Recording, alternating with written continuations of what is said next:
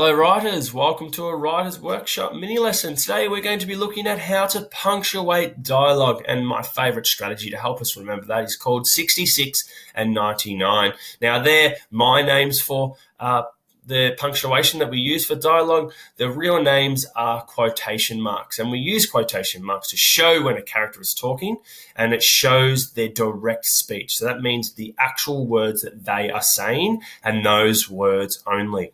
And they're used to separate conversations and when the narrator is telling the story. Let's have a look at how to correctly punctuate dialogue. So here is a short conversation between two characters. I'm going to read it out, then we're going to break it down to see what is about this conversation that makes it a successful conversation and successfully punctuated. Today, my class is learning about speech and dialogue, said John. That sounds really exciting. Do you know much about it? Asked Sally. Okay, let's start with what John says, and let's have a look at what makes this a successfully punctuated dialogue. So we know that we start off with a quotation mark, and there you can see is why I call it 66 and 99, because it looks like a little 66. So a good way to remember is you start off with 66. That shows the start of what the character is actually saying. Okay, and then we're looking for the end of what the character is saying, and you can see that it looks like a little 99. So that is showing when the character has stopped talking.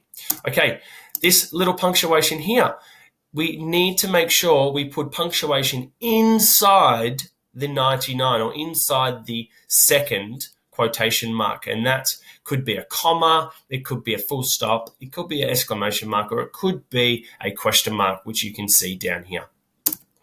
We can also use a said word to show how the character said it. So here is just said, but I could have said exclaimed or yelled or screamed, any one of those. There's lots of different words that we can use for said.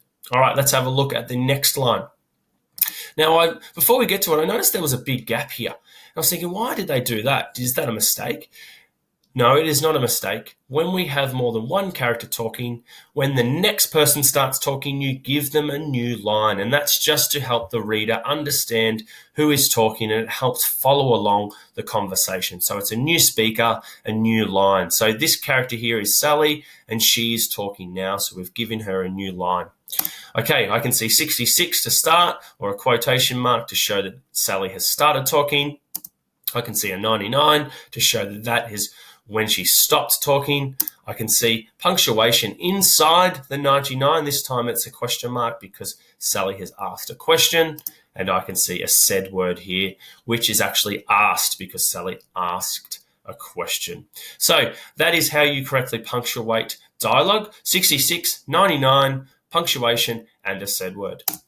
Let's have a look at that success criteria. So 66 to show the start of what the character is directly saying, punctuation to go before the 99, could be a comma, full stop, question mark, or an exclamation mark, a 99 to show the end of what the character is directly saying, and you can use a said word to show how the dialogue was said.